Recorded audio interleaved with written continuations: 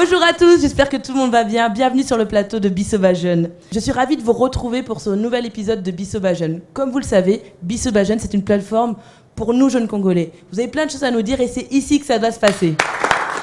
Si vous souhaitez participer à l'émission, que ce soit dans le public ou dans les thématiques, n'hésitez pas à nous contacter sur notre page Facebook. Aujourd'hui, nous allons parler de notre sujet préféré, oui, l'entrepreneuriat. L'entrepreneuriat, c'est très important ici en RDC parce que c'est certainement l'avenir et on en reparlera tout au long de ce débat. Ils sont venus partager leur expérience avec nous. Voici les invités du jour. C'est un jeune entrepreneur qui est à ma droite aujourd'hui. Bonjour Raymond. Je rigole. Mais par contre, il y a son papa qui est à ma droite. Bonjour JL, comment vas-tu? Ça va très bien. JL, je ne vais pas te présenter parce qu'on va regarder ta vidéo. Moi, je réponds au JL Mokoto. Je suis né à Lubumbashi. Je suis fils d'un instituteur, mais qui a vraiment excellé dans le monde de génie créateur. Donc, bien expliqué, je travaille dans le domaine queer. Surtout dans le développement durable. Bon, c'est depuis 1988 que j'ai commencé la cordonnerie. Vous savez que dans le temps, les gens prenaient la cordonnerie comme étant métier messal. Alors nous, c'était dur parce que je viens de vous signaler ici que mon père était un instituteur. C'était très dur vraiment de voir un fils d'un instituteur être un cordonnier dans le temps. Alors j'ai lutté, vous savez que j'ai grandi vraiment dans une très belle vie à Lubumbashi, là où j'étais même les beefsteaks. Alors, on ne sait pas aujourd'hui si cette opportunité pourra se représenter encore. Alors, à cette époque-là, je faisais les chaussures. C'était très dur. Depuis 88, j'ai fait, je fais. Alors, aujourd'hui, je suis à Kinshasa. Mais comme j'ai toujours pris la décision, je prenais toujours la décision et je disais à mon père que moi, un bon jour à Kinshasa, un grand artiste à Kinshasa, où? Parce que moi, j'étais né à Kolwezi. À Kolwezi, vraiment là où on parle vraiment du cobalt. J'ai fui le cobalt, je suis venu ici faire le métier de messal. La raison pour laquelle je suis maintenant au top, ici à Kinshasa, pour montrer de quoi on est capable de faire. Et surtout dans le métier noble qui est la cordonnerie, que tout le monde a besoin vraiment de s'échausser. Là, on est mal compris. Et quand on n'est pas subventionné aussi par le gouvernement, vous savez, en tant que génie créateurs, nous devons être subventionnés par le gouvernement parce que notre pays sera riche et prospère grâce à l'intelligence et au génie créateur de son peuple. Par manque de cela, vraiment, c'est niet. Et comme le pays ne nous subventionne pas, c'est ce qui fait très mal. J'ai eu quand même à faire plusieurs vraiment expositions ici, avec des expositions croisées avec des expatriés de d'autres pays. Mais vraiment, nous, on est au top, mais on n'est pas subventionné. Vous voyez les autres là, ils venaient ici avec des histoires qui n'ont pas même la tête. Mais vous voyez qu'il fait des avions, des visas, multitudes dans le passeport. Mais ici, chez nous, c'est nous. Mais nous ne sommes pas fatigués. Comme on a toujours dit, un gouvernement qui ne soutient pas tout investissement d'un artiste de son pays, c'est un gouvernement amorphe. Mais ce n'est pas le cas. Nous cherchons vraiment toujours à le réactiver, qu'il puisse vraiment prendre ça en considération. Je vois tel que j'ai toujours pensé vraiment de créer un grand centre d'apprentissage pour les jeunes désœuvreux, c'est pourtant par exemple. J'ai le document d'ici là, d'ailleurs je vais le lancer. Un grand centre d'apprentissage pour les jeunes désœuvreux. Apprendre le métier, la transformation vraiment sur tous les domaines. La cordonnerie, la savaterie, la maroquinerie, donc tout ce qui est basé sur le cuir, parce que c'est ça le domaine. Et je ne vous ai pas même signalé, je viens de terminer à l'Institut académique international du cuir de Comessa en tant qu'expert en cuir. Donc je cherche vraiment à mettre en pratique vraiment tout ce que je sais faire en tant que génie créateur vraiment de ce pays. Merci JL de nous avoir reçus chez toi. D'ailleurs, je ne sais pas si on peut montrer, mais j'ai eu le droit à ma petite paire de chaussures à moi. Oui, merci. Vraiment, je suis très content aussi de nous rencontrer en tant que génie créateur vraiment sur ces plateaux. Super, on reviendra sur toi pendant le débat. Merci d'être avec nous aujourd'hui. Merci. Ouais. Hello Lionel, comment vas-tu? Je vais très bien Sandrine. Lionel, tu es le fondateur de Julisha, si je ne m'abuse? Je suis parmi les fondateurs de Julisha. Parmi les fondateurs de Julisha. Est-ce que tu peux expliquer en quelques mots qu'est-ce que Julisha? Au fait, Julisha est une plateforme numérique que nous sommes en train de mettre en place qui offre des services d'information et d'accompagnement aux entrepreneurs évoluant localement, c'est-à-dire en RDC. C'est du contenu local sur les entrepreneurs alors? Exactement, du contenu local sur les entrepreneurs et sur tout l'environnement de l'entrepreneuriat. Parce que le constat est que ceux qui se lancent dans l'entrepreneuriat sont mal informés sur tout un tas de trucs qui concernent leur secteur. Alors nous essayons par notre plateforme d'offrir de l'information et des services d'accompagnement lorsqu'il les faut. Super. Merci à Lionel d'être avec nous aujourd'hui. Merci. Hello Moussa, comment vas-tu? Oui, ça va Sandrine? Moussa, comme pour JL, on est parti te voir. Donc Oui. avant de te présenter, je propose qu'on regarde ton reportage. Ok. Je suis Moussa Style. Je suis un jeune entrepreneur. Je suis créateur dans les accessoires. Ça fait 10 ans depuis que j'ai commencé. Les débuts, c'était juste... j'avais pas vraiment trop de la considération sur ça. Donc c'était quelque chose que j'ai embrassé comme ça. Quand j'ai arrêté mes études, après c'était vraiment... c'était un truc normal comme ça, je ne prenais pas vraiment en considération comme aujourd'hui. Mais aujourd'hui, il y a peut-être 4 ans, 5 ans que je me suis vraiment mis dedans, où je trouve vraiment que je suis vraiment dans l'entrepreneuriat et puis je suis vraiment dans les accessoires en fait. Ça, c'est un collier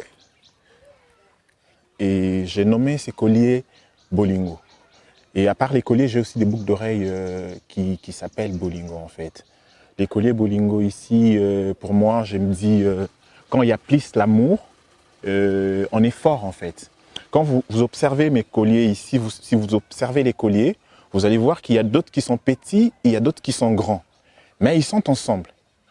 Et entre les colliers, les 3 boules, les 4 boules qui sont ici, ils sont vraiment unis. Si nous pouvons être unis comme ces colliers, je pense que nous pouvons aller de l'avant en fait. Et c'est vraiment ça. Les difficultés que j'ai en tant qu'entrepreneur, l'écoulement d'abord des produits, c'est un peu difficile compte tenu des moyens financiers du pays. Et puis la visibilité en fait. Je me dis aujourd'hui, si peut-être les gens n'achètent pas, peut-être les gens ne sont pas informés, qu'il y a peut-être un créateur Moussa Style qui est quelque part, qui peut leur présenter ce qu'il réalise.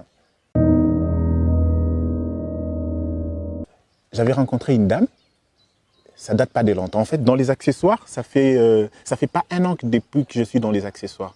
J'ai rencontré une dame, elle est indienne, libanaise.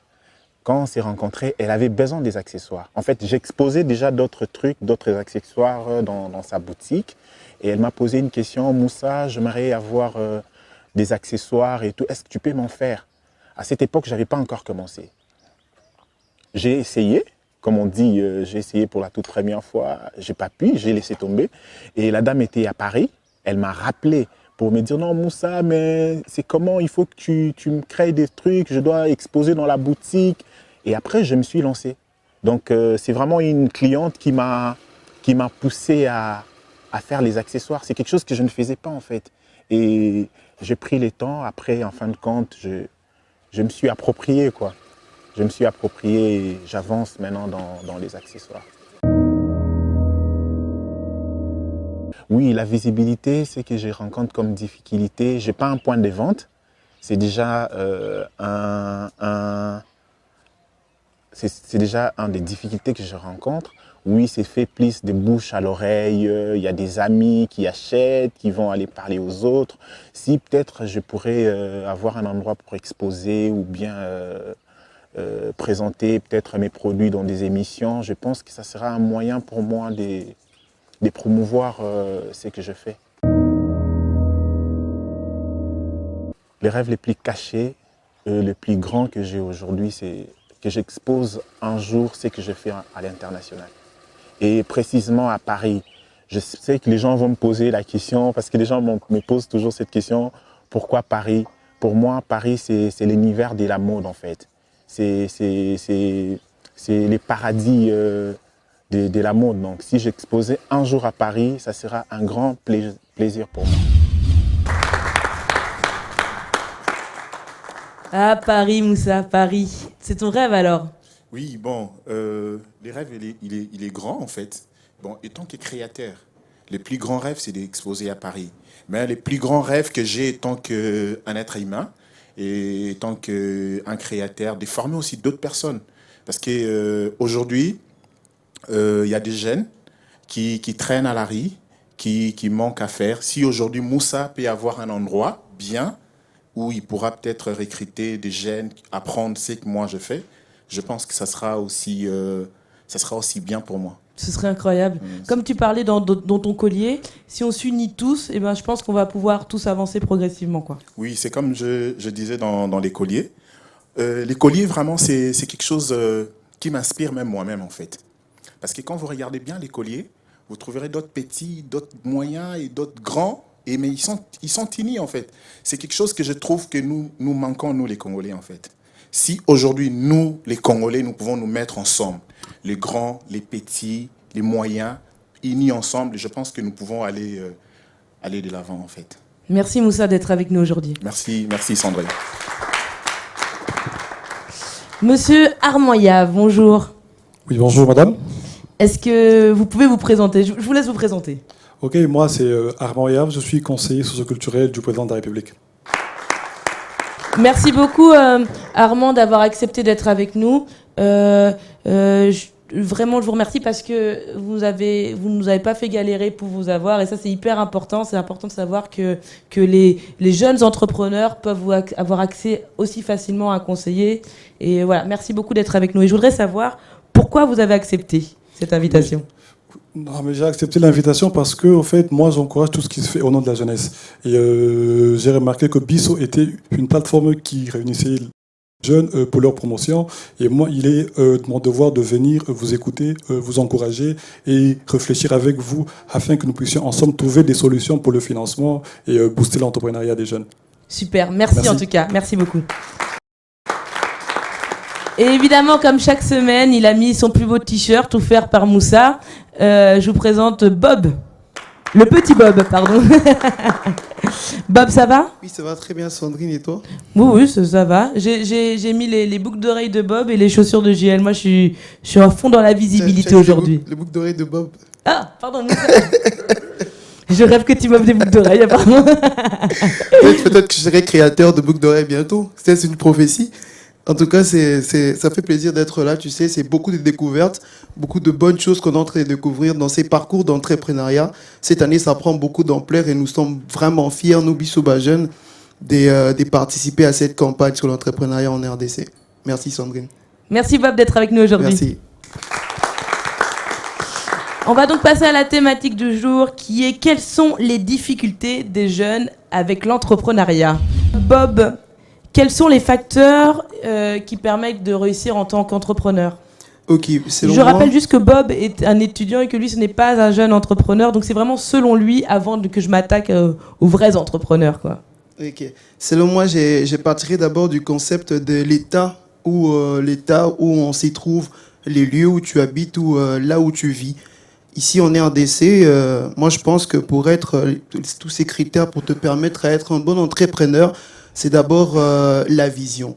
La vision de ce que tu veux entreprendre. Tu te vois dans quoi, tu veux entreprendre dans quoi. Et par après, il faut avoir la persévérance dans cette vision parce que les financements, comme je disais, les États, c'est différent. Les financements ne sera pas le premier ou le deuxième jour. Des fois, il faudrait persévérer afin que le monde voie ce que tu fais pour te venir en aide. Et moi, je pense vraiment qu'en RDC, ces premières personnes qui œuvrent dans l'entrepreneuriat sont comme des leaders qui ouvrent le chemin pour que cette chose soit instaurée ici au Congo, car l'entrepreneuriat n'existe vraiment pas à l'emploi au Congo. Et moi, je pense que ça demande beaucoup de persévérance, une grande vision afin de tracer ces chemins. Je veux dire. Merci Bob. Moussa, quand tu entends justement la persévérance, le courage dont parle Bob, qui n'est pas entrepreneur, qu'est-ce que toi tu ressens? Est-ce que c'est vrai? Oui, c'est vrai. Et dans l'entrepreneuriat, il faut avoir ce qu'on dit la volonté, en fait. La volonté, c'est ce qui fait en sorte que tu puisses persister dans ce que tu es en train de faire. Sans la volonté, la persévérance, c'est difficile. Parce que moi, j'ai commencé depuis longtemps. Je vous ai dit, ça fait pratiquement 10 ans ou plus de 10 ans depuis que je suis dans l'entrepreneuriat. Je pouvais laisser depuis longtemps parce que je ne vois pas les fruits de l'entrepreneuriat. Parce que quand tu regardes, avant, c'était quand je regardais d'autres amis, je me compare à d'autres amis, je me dis, ah, les amis avancent. Mais moi, c'est comme si je suis stationné, c'est comme s'il n'y a C'est rien. un gros problème, ça, il y a ça rien fait qui peur. marche, mais au moins j'avais la volonté. En fait, la première des choses aussi, il faut aimer ce que vous faites, en fait. Vous pouvez faire l'entrepreneuriat, mais si en soi, ce que vous entreprenez, vous l'appropriez pas, je pense que c'est difficile d'avancer. Et moi, c'est vraiment l'amour de ce que je fais. Et puis, ce qui me fait encore plaisir, c'est quoi? C'est que je fais les retours de ce que je reçois quand peut-être je sers mes clients ou mes clientes. Ça me construit et puis je me dis un jour ça pourrait être grand. Non, c'est vrai que Moussa, pour la petite histoire, Moussa, je le connais assez bien. Et quand je suis partie en vacances, je voulais ramener à mes copines des boucles d'oreilles. Et Moussa, je l'ai loupé. Et finalement, il est venu me rejoindre à Djili pour à l'aéroport. Et du coup, là, je suis partie, je sais pas, avec 10 paires, des t-shirts. Et du coup, Moussa, il se déplace pour tout le monde. Il a pas peur. Pourtant, tu es à Mongafula. Et il est venu me rejoindre jusqu'à Djili parce que tu voulais que j'aille montrer ça à Paris, ce que tu faisais, quoi. Non, pas nécessairement ça. En fait, pour moi, les clients est roi. C'est ce qu'on ne trouve pas ici.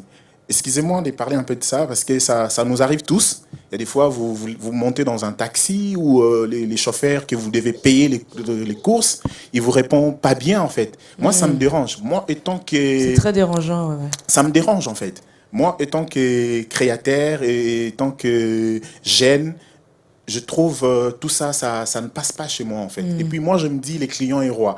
Moi, je me déplace pour livrer mes clients sans aucun souci. Mais en tout Pas cas, seulement pour la ce jour-là, je me suis visibilité, vraiment sentie comme une reine. Hein. Pas seulement pour la visibilité, mais les clients est roi. Pour moi, les clients restent rois. Et les clients restera toujours Mais roi. d'ailleurs, même en plus, enfin, après, je finis vraiment avec ce jour-là, mais du coup, il y avait une autre fille qui était là dans la salle d'attente, et du coup, elle aussi a acheté, donc ça t'a créé quand même une nouvelle cliente En aussi. fait, Quoi. chaque livraison peut toujours ajouter toujours un plus, peut ajouter encore d'autres contacts. Et voilà. Merci Moussa. JL, ton enfant se promène avec un peu d'argent. JL, dis-moi, le courage, c'est vraiment l'essentiel, le courage, avoir un rêve, c'est l'essentiel d'un entrepreneur ? Oui, certainement, mais d'abord, il faut commencer à se connaître. Qui es-tu pour faire ce que tu veux entreprendre? Le courage, tu peux avoir le courage, mais tu n'es pas dans le décan, mais c'est très dur. C'est ça, parce que ici à Kinshasa, les gens vivent par tâtonnement. D'abord, ce qui est très primordial, c'est se connaître. Une fois tu es dans ce bain-là, tu pourras vraiment maintenant lancer le courage, l'amour, le temps. C'est le temps qui fait payer vraiment tout ce que vous voyez de beau. Tu vois, JL, toi, tu disais que tu faisais partie d'une famille où tu jetais les steaks. Oui, le beefsteak. Le beefsteak, je ouais, reprends certainement. Et aujourd'hui, c'est pas forcément facile tous les jours. Qu'est-ce qui te fait vraiment tenir, toi? Est-ce qu'il y a des moments où tu regrettes? Donc, je regrette du fait que nous allons mourir. Je veux mourir un bon jour en tant que génie créateur parce que notre pays s'est riche et prospère grâce à l'intelligence et au génie créateur de son peuple. En tant qu'un génie créateur, je vois qu'un bon jour, je peux moisir et puis tout le savoir peut aller... tu rejoins Moussa dans la formation, en fait. La raison à laquelle... moi, je suis fils de la Gécamine. Hein? Je suis né à Lubumbashi, fils de la Gécamine, là où j'ai quand même trouvé l'opportunité, trouvé tout de le bas âge. On me payait déjà quand j'étais bébé. Hein? Donc, vous voyez un peu avec cette vie. C'était très dur vraiment de s'engager dans le domaine que je suis en train de faire parce que les gens prenaient la cordonnerie comme étant le métier de main sale. C'était très dur vraiment. Comme je le disais là-bas, un fils d'un instituteur vraiment en train de faire des chaussures, vraiment, c'est très dur. Instituteur dit un enseignant, quoi. Donc, c'était très dur, mais quelque chose qui était à moi, l'amour, c'est la raison à laquelle aujourd'hui j'ai manifesté.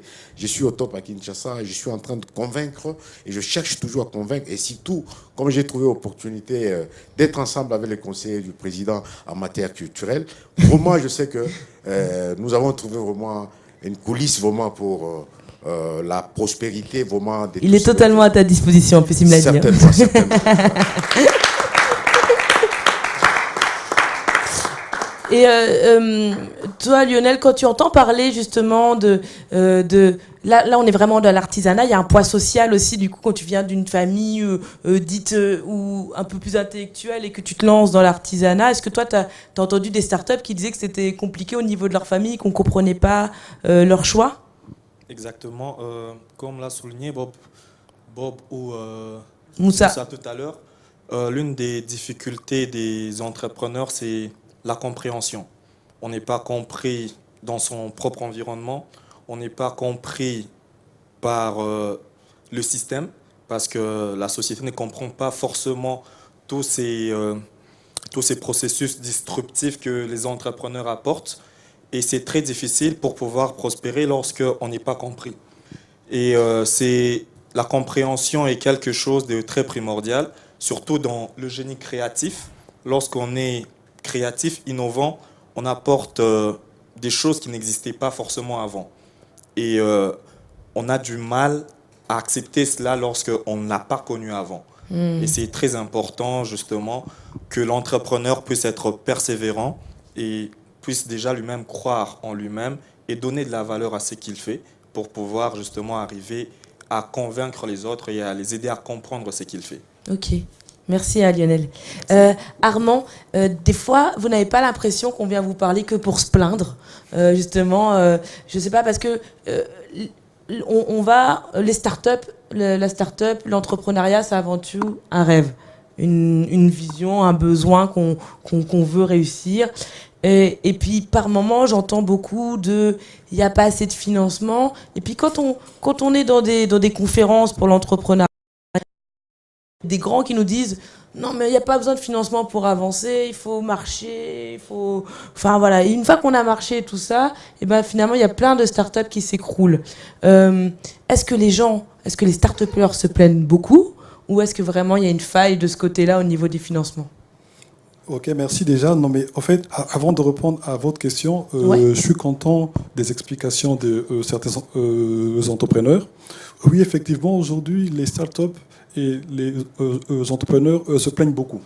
Non, mais quand on a une vision, on se donne les moyens de cette vision et on s'inscrit dans une durée. Alors, mais parmi les éléments que doit avoir un entrepreneur, il y a la volonté, la compétence. Si vous êtes compétent pour quelque chose, vous donnez les moyens de cette compétence, vous vous formez.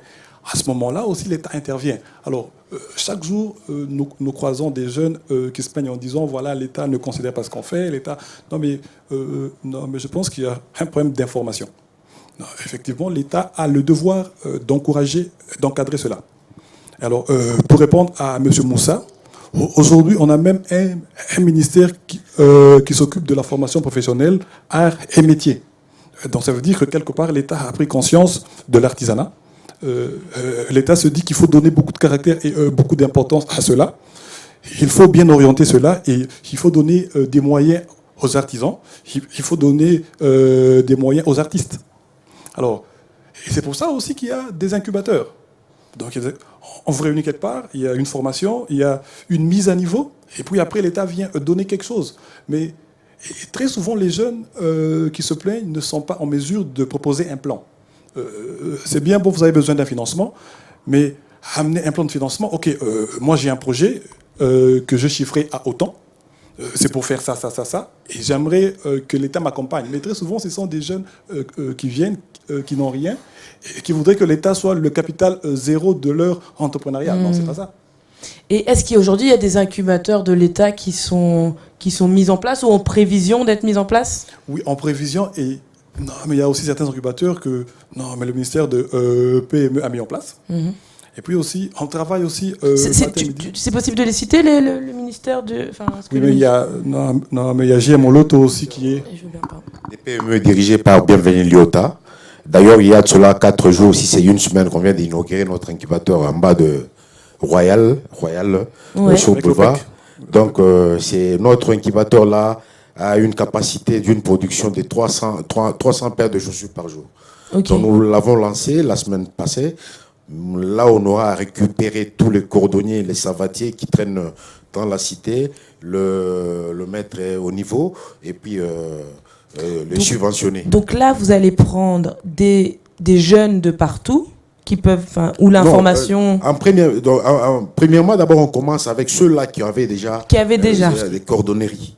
Quelle que soit la grandeur, la capacité, les corps, mais une fois tu sais déjà rafistoler, vous avez déjà cet acquis d'entrer dans notre incubateur pour avoir le remise à niveau. D'accord. Ouais. D'accord, ok. Qu'est-ce que vous attendez, vous, de votre société? Est-ce que c'est du succès pur et dur? Pas tellement du succès, mais j'attends vraiment à transformer les jeunes de Zofre. Les Koulouna ici, c'est pas dur vraiment de les transformer.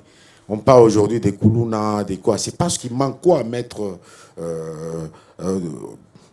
transformer avec leurs mains.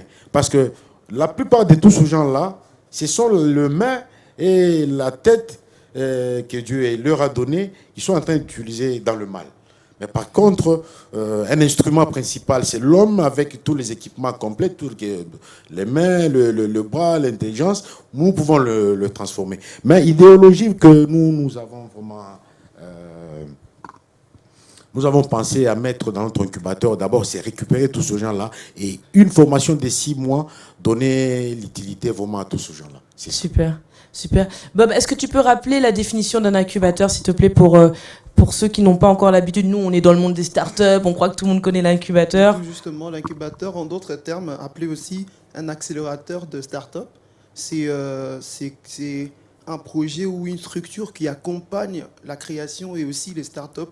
Comme le conseiller vient de le dire, il est important que ces jeunes qui ont des projets, qui ont des visions, puissent être encadrés afin de créer ces projets. Et tout justement, ceux qui encadrent ces structures, ce sont eux les incubateurs de sociétés. Lionel, est-ce que toi qui suis plusieurs startups, est-ce qu'aujourd'hui le système des incubateurs est vraiment mis en place? Comment on fait pour accéder dans un incubateur? Faut dire qu'effectivement, le mouvement des incubateurs est en train de prendre ici localement. En 2016, il y a un rapport de la Banque mondiale qui ne répertoriait que 2 incubateurs pour toute la RDC. Mais 2 ans après, aujourd'hui en 2018, nous en comptons plus d'une dizaine. Ah oui, tiens. Plus d'une dizaine d'incubateurs. Dans toute la RDC? Dans toute la RDC, mais elles sont plus concentrées ici à Kinshasa, à Goma, Bukavu et à Lubumbashi. D'accord. Et donc, pour répondre à ta question, oui, le mouvement est en train de, bien qu'embryonnaire, mais il est en train de voir le jour et il est en train de s'affirmer comme tel. Est-ce qu'il n'y a pas des dérives un peu Est-ce qu'il n'y a pas des dérives des incubateurs ou des gens qui se disent incubateurs et finalement, quand tu arrives, il n'y a pas vraiment de quoi faire accélérer? Parce que c'est pareil, on parlait de formation tout à l'heure. Dans un incubateur, s'il faut être un accélérateur, il faut quand même des gens qui soient formés pour être des accélérateurs. Est-ce qu'il n'y a pas certaines dérives de ce côté-là? Tout à fait. Il y a quand même aussi un peu de dérive parce que certaines personnes utilisent abusivement le terme incubateur et ils se prétendent formateurs sans forcément avoir le background nécessaire. Mais c'est vrai que dans tous ces cafouillages-là, il y en a quand même qui sortent du lot et qui offrent une très bonne formation, un très bon accompagnement. Et pour la petite histoire, d'ailleurs, Julisha est aussi incubé dans un incubateur de la place. Tu peux le citer, ouais. Congolia, le incubateur de, je ne sais pas si je peux citer la structure, l'incubateur des CMCT. Ouais. Et je dois avouer que ça fait un bon bout de temps que nous sommes suivis là et nous avons un très bon accompagnement. Congolia, c'était un des premiers, hein, non? Exactement. Congolia est l'un des premiers incubateurs lancés sur la ville de Kinshasa. Le CMCT est toujours un petit peu plus en avance sur Kinshasa en général. Ok. Quand, en tant que vous, entrepreneur, quand vous avez un problème, vers qui vous vous retournez, Moussa? En tout cas, jusque-là, quand j'ai un problème, je retourne à moi-même. Hein. Tu te retournes vers toi-même. Hein. Il n'y a aucune possibilité. Il n'y a aucune possibilité et il n'y a aucune information sur ça pour peut-être s'orienter et tout. Est-ce qu'il n'y a aucune formation ou l'information pour les formations ne vient pas jusqu'à toi? Non, ça ne vient pas en fait. Je parle l'information. Armand, vous voulez réagir à ça? En fait, oui, mais en fait, non, mais ce qu'il dit, c'est aussi condamnable parce qu'en fait, l'information ne doit pas venir vers lui. Il doit chercher l'information. Et il faut se dire qu'avec le temps, on a priorisé beaucoup de choses. Aujourd'hui, l'entrepreneuriat est une question nationale. Et On est même sur le point de mettre sur pied un fonds spécial pour la promotion de l'entrepreneuriat et de l'emploi des jeunes. Parce qu'on a constaté que non, mais tous les jeunes se lancent dans l'artisanat, dans l'entrepreneuriat, et il faut encadrer ces gens. Il faut donner des subventions. Parce qu'aujourd'hui, si un jeune, fort de son idée, va dans une banque pour solliciter un crédit, on va lui demander beaucoup de garanties parce qu'au fait, non, mais la banque ne croit pas déjà en l'avenir et dans les potentiels de ce jeune. Et c'est là que vient maintenant le rôle de l'État. C'est de se dire, non, mais l'État se porte garant pour pouvoir encourager ces jeunes, pour pouvoir booster ces jeunes. Et c'est dans ce cadre-là qu'on met sur pied ce fonds spécial pour la promotion de l'entrepreneuriat. Et je pense que ça sera fonctionnel d'ici 2-3 mois déjà. Voilà. Mais l'information, il faut quand même être réaliste quand on tape sur Internet, parce que du coup, moi, je cherche toujours l'information pour rien que pour savoir ici ce qui se passe, rien que pour savoir ce qui se passe dans le monde des startups, etc. Et même quand on cherche, c'est pas facile à trouver. Hein. C'est vraiment pas facile à trouver. Julie Chat est un des seuls contenus locaux que je trouve là-dessus et qui annonce d'autres choses. Mais lui, il est spécialisé pour ça. Mais quand quelqu'un lambda fait une recherche sur les incubateurs, etc., comment on fait pour entrer et accéder à un incubateur artisanal, c'est quasiment introuvable. Et pourtant, moi, j'adore faire de la recherche. C'est pour ça que l'information, elle ne vient pas à nous, et même quand on la cherche, finalement, elle n'est pas encore facile à trouver. Je préférais vous le dire. Si vous le dites. Je n'ai pas envie d'avoir de problème, mais je préfère vous le dire.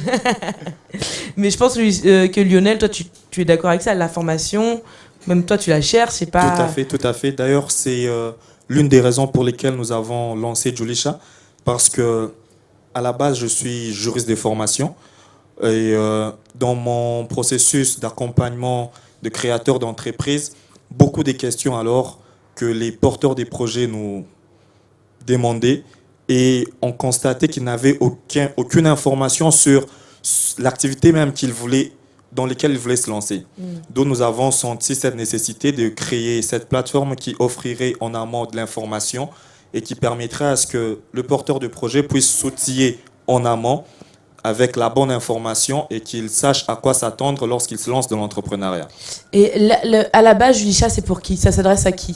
À la base, Julisha s'adresse aux porteurs des projets et entrepreneurs locaux. D'accord. Donc justement, c'est là-dessus que je voulais en venir. Ça ne s'adresse pas justement à des étudiants. Bob, je vais juste laisser répondre Bob. Bob, est-ce que dans les universités, aujourd'hui tout le monde va quand même la plupart des gens vont aller à l'université et on ne sait pas exactement quel va être l'aboutissement de l'université. Et du coup, l'entrepreneuriat devient quand même une solution. Et il y a beaucoup de gens qui sont très doués ici. Mais est-ce qu'on a des informations sur l'entrepreneuriat à l'université? Oui, je l'ai toujours dit et je le dirai toujours. Tant que ça ne sera pas comme ça devait être, les informations à l'université, on ne cessera jamais de le dire. Moi, je pense que l'université, aujourd'hui, a un peu focalisé la pensée des étudiants à croire que l'université est le seul ici qui peut permettre à l'étudiant ou à ce jeune de devenir quelqu'un demain. Mais tout justement, la société ne se forme pas seulement forcément à ceux qui ont étudié, ceux qui ont des documents de licence. Il y a des cordonniers, il y a des boulangers, il y a beaucoup de choses. Et toutes ces personnes... Il manque beaucoup d'artisans ici. Il manque beaucoup d'artisans. Et toutes ces personnes constituent la réponse aux besoins de tout le jour. Il faudrait que l'université puisse donner beaucoup d'informations à ces étudiants qui viennent, moi je me dis, pour essayer de recadrer chaque personne à la place où il devrait vraiment être. Au lieu d'envoyer tout le monde pour étudier finalement quelque chose qu'il ne comprendra jamais et à la fin de ces études, il ne se retrouvera carrément pas. Moi, je pense que c'est vraiment ça le problème aussi, Sandrine. Monsieur Armand Yave, quand vous entendez que dans les universités, il y a un peu une faille au niveau de l'information, de l'entrepreneuriat, qu'est-ce que vous en pensez, vous? Oui, effectivement, c'est vrai, il y a une faille de communication, mais le problème, ce n'est pas seulement au niveau des universités. Aujourd'hui, tout le monde parle de l'entrepreneuriat. Mais je pense qu'il faut déjà éduquer les enfants dès le secondaire, dès l'école primaire, à la culture de l'entrepreneuriat. Parce qu'aujourd'hui, Non, mais ce n'est pas une personne de 19, 25 ans qui va se lancer dans l'entrepreneuriat. Non, non, mais l'entrepreneuriat, c'est aussi de réflexe. C'est aussi un comportement. Donc, il faut apprendre ça dès le bas âge. Et puis, il faut aussi décourager les jeunes à trop faire les options scientifiques. Parce que tout le monde pense qu'aujourd'hui, pour être utile dans ce pays, il faut faire soit les maths physiques, soit biochimie. Non, aujourd'hui, nous avons aussi besoin des gens qui font mais les petits métiers, parce que c'est eux qui doivent construire ce pays. Non, mais la vraie économie, c'est celle qui est basée sur les petits métiers. Et je pense que l'État doit encourager cela. Et c'est même pour ça qu'il y a maintenant un ministère. Donc, nous devons accompagner ce ministère, ensemble faire asseoir les bases et promouvoir l'entrepreneuriat, promouvoir l'artisanat, art et métier. Ok. Et du coup, il y a aussi beaucoup de questions d'éducation financière qui est importante. Par exemple, Moussa, toi, quand tu as commencé l'entrepreneuriat, est-ce que tu avais des idées de combien tu dépenses, comment ça allait fonctionner, toute une comptabilité, tout ça? Oui, avant non. Mais maintenant, Ouais, t'as appris sur le tas. Maintenant, je me suis approprié.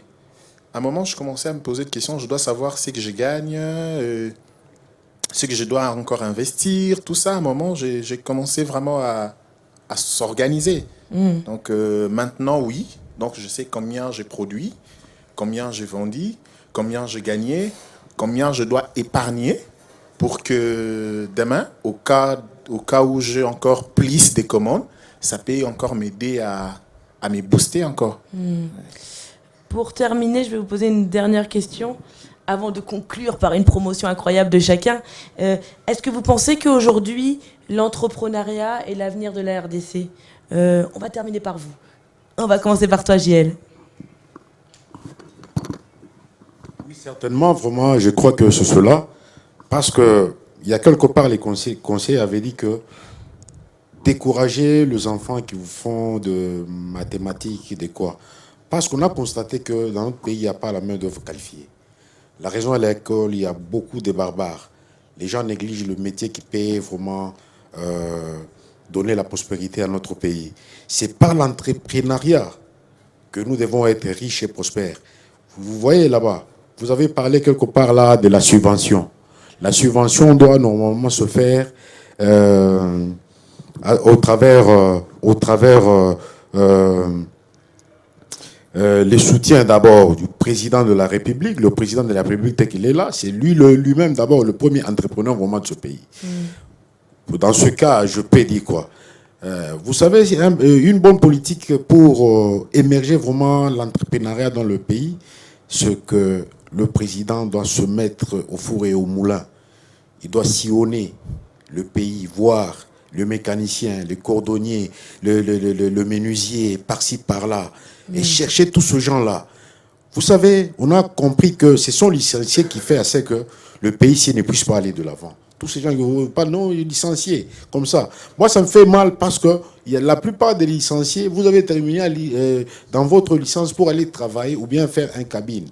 Des téléphones, téléphoniques, faire des galettes. Donc, mais je ne crois pas. La raison à laquelle je commence à donner à Lumumba des raisons, il avait dit que les universités sont faites pour les imbéciles. Lumumba avait dit ça. Les universités sont faites pour les imbéciles. Donc tu parles de l'université, les parents ont vendu les parcelles pour... On ne peut pas dire ça non plus, JL. Hein. On va temporiser un peu.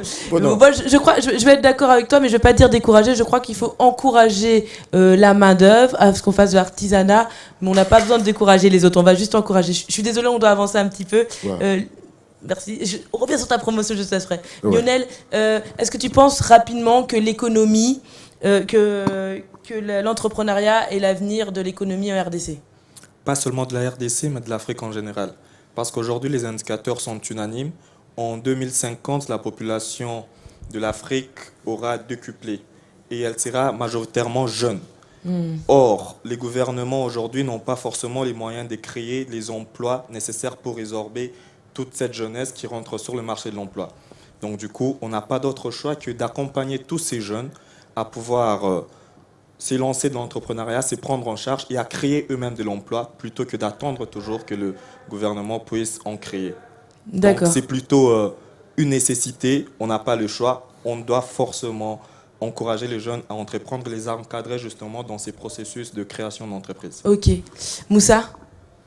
Oui, Je ne sais pas, j'aimerais un peu par rapport à ce que M. JL a dit. Ouais. Les gens ne se lancent pas dans l'entrepreneuriat. Pourquoi? Parce qu'il y a des gens qui ont vu peut-être Moussa qui a commencé il y a 10 ans et ils n'avancent pas. Ça n'encourage pas. Moi, je trouve que l'État doit vraiment mettre des moyens. En fait, c'est comme M. Yav venait de le dire tout à l'heure, que les gens ne sont pas informés. Et les gens ne cherchent pas l'information parce qu'il n'y a pas l'information.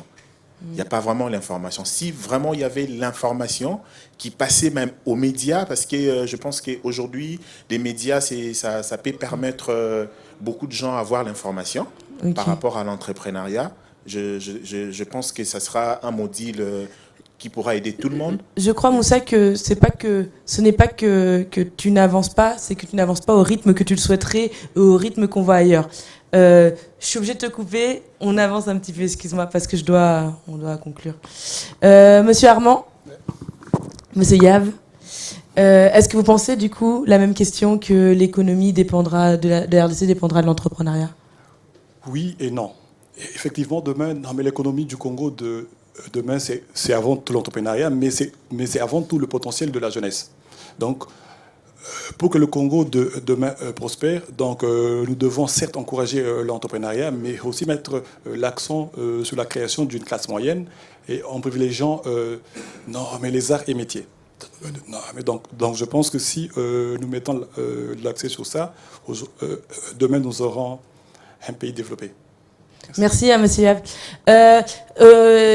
Rapidement, JL, où on peut te trouver sur Facebook? Oui, donc sur Facebook, c'est Congo Queer. Congo Queer, là, vous allez retrouver vraiment tout ce que moi je suis en train de faire. J'ai mis là-bas. Moi, je reste à ma campagne. Mais la raison à laquelle je suis plongé pour le moment avec notre incubateur, là où je suis le directeur technique, je suis en train vraiment de récupérer tout le jeune là, rafistoleur du pays pour essayer vraiment de le remettre. De produire beaucoup plus. Ok. Lionel, où on te retrouve? Comment on te lit? Très rapidement. Pour retrouver le contenu Julisha, on peut le trouver en ligne sur Facebook, sur la page Facebook Julisha, mais également sur le site internet julisha.africa. Ok, super. Moussa, où on te trouve? Et on peut me trouver sur la page Facebook, Moussa Style, ou soit sur Instagram, Moussa Style. Ok, super. Monsieur Yav, quelles sont vos prochaines activités pour la jeunesse? En fait, non, mais moi, je n'ai pas d'activité, mais moi, j'accompagne les activités du grand chef. On soutient cela et on est là pour ça. Ok, super. Voilà. Bob, qu'est-ce que tu as pensé de l'émission aujourd'hui? Alors, moi, je suis très content. Et, je suis toujours content, Bob. J'espère qu'un jour, tu ne seras pas content de l'émission. Aujourd'hui, je suis très content parce que ça évolue beaucoup, Sandrine. Tu sais, aujourd'hui, j'étais sur la page Facebook et je voyais la réaction de jeunes sur l'émission Entrepreneuriat, de jeunes qui demandaient à participer, qui demandaient de numéros de contact pour ces genres de formations. Et moi, ça me donne du support pour leur répondre tout justement et de leur encourager dans ce qu'ils font. Merci, Sandrine. Super. Et moi, je remercie tout le monde d'être venu. C'est très important, l'entrepreneuriat. Surtout, il ne faut rien lâcher. Des gens comme JL, comme Moussa nous prouvent tous les jours qu'on peut réussir. Et oui, la réussite n'est pas tout de suite de la richesse, mais ça va venir, j'en suis persuadée. Le Congo est très riche comme les gens qui l'occupent. Donc je remercie toute l'équipe de B1, je remercie Grace pour m'avoir coiffée, maquillée, je remercie tout le monde d'avoir été là, je remercie Jacob, Platini, Michel et tous les caméramans de rester aussi tard toutes les semaines. Je vous embrasse très fort et je vous dis à la semaine prochaine.